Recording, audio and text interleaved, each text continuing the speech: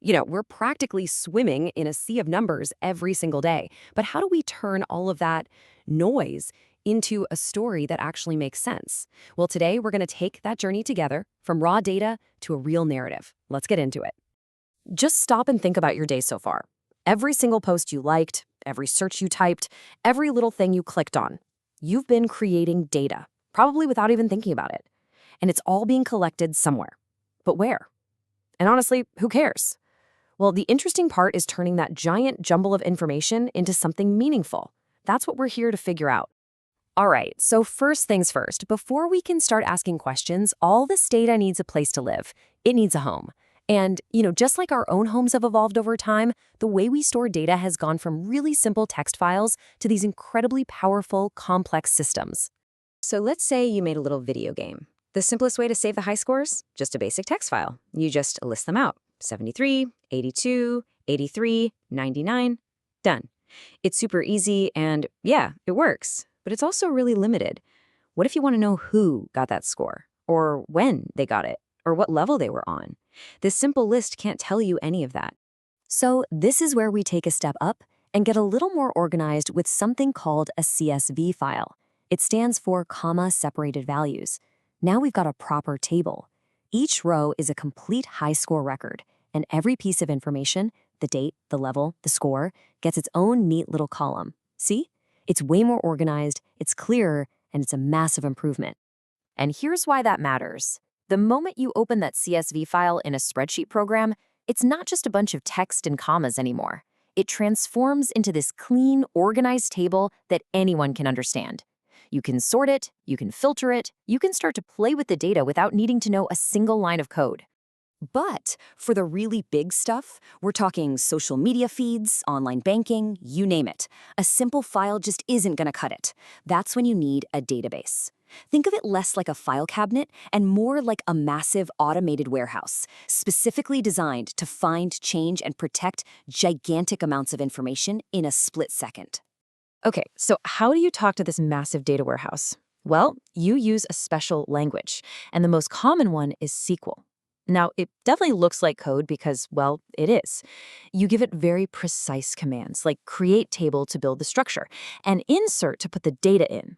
But the real magic is asking it super specific questions, like, hey, show me every high score from level 10 that was achieved on a Tuesday. A spreadsheet would really struggle with that, but for a database, it's easy. So, our data finally has a proper home. Now the real fun begins. Let's start poking at it, asking some simple questions, and calculating a few basic stats to see what stories start to emerge. Now, to make things a little more appetizing, let's switch gears. We're going to leave the high scores behind for a bit and jump into a totally different data set, nutritional info for fast food. We all kind of know it's not great for us, but what do the numbers actually have to say? The very first question you should ask any data set, always, is how big is this thing? It doesn't matter if you're in a spreadsheet using a function like counta or in a database using count. The goal is identical. You have to know the scale of what you're working with. Are we talking about 10 menu items or 10,000? Next up, let's get a feel for the numbers themselves. A great way to do that is to ask, what's the average? So what's the average number of calories across every single item on the menu? Again, different tools, but the same idea. Functions like average or AVG give us that one number, that central point that helps us understand the entire data set at a glance. But here's the thing. A single average for everything can be pretty misleading. So what happens if we group the data first? Right here, we've calculated the average calories for each category of food, and suddenly a much more interesting story appears. We can see that things like burgers and milkshakes are in a completely different calorie universe than, say, chicken nuggets. Getting those basic stats is great, but the real magic, the really cool stuff, happens when we go beyond single numbers to find hidden patterns. This is where we start turning our data into a true story by visualizing it. All right, let's look at a new set of data. This table shows life expectancy in the US during the 20th century. Now, you can look at these numbers and see they're going up, right? But do you really feel the trend? It's kind of hard to get a sense of the scale and consistency of that change just by reading a list. But look what happens the second we plot that exact same data as a line graph. Boom! The story is suddenly impossible to miss. You instantly see this clear, powerful, almost straight line going up and to the right. That right there is the power of visualization. It can turn a boring list of numbers into an immediate, intuitive insight. And this leads us to another really important idea for finding patterns: correlation. All it means is that we're looking for a statistical relationship between two different things. We're asking, are these two things connected? And if they are, how? So there are pretty much three basic types. You've got positive correlation. As the temperature goes up, ice cream sales also go up. Makes sense. Then there's negative correlation. As the temperature goes up, soup sales tend to go down. Also makes sense. And then there's just no correlation at all. The temperature has absolutely nothing to do with how much salt people are buying. Now let's look at a fascinating real-world example. This chart plots a country's average income against the life expectancy of its people. Each one of those bubbles is a different country. And the pattern is just crystal clear. As you move to the right, meaning income goes up, you also tend to move up, meaning life expectancy gets longer.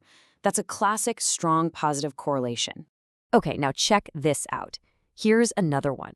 This time, we're plotting a country's CO2 emissions against its life expectancy and, we see the exact same pattern. Another positive correlation. As a country's CO2 emissions go up, its life expectancy also seems to go up. So what does that mean? Are we supposed to pollute more to live longer? That doesn't seem right. And this brings us to what is, without a doubt, the single most important lesson in all of data analysis. This is the crucial point, the thing that separates good analysis from really, really bad analysis. It's the huge warning label we have to slap on everything we've just done. I want you to burn this phrase into your brain. Correlation does not imply causation. Just because two things seem to move together does not automatically mean one is causing the other. It is the golden rule of data. So why do higher CO2 emissions correlate with longer lives? Well, it's definitely not because pollution is good for you. It's because there's a third hidden factor at play: a country's overall standard of living and industrial development. That hidden factor is what's pushing both the emissions and the life expectancy up at the same time. And that right there is the essential tool this whole journey gives you. Data can tell us the most incredible stories, but it can also be used intentionally or not to trick us. So the next time you see a chart in an article or on the news making some bold claim, stop and ask yourself, what's the real story here? And more importantly, what's the hidden factor that they might be leaving out?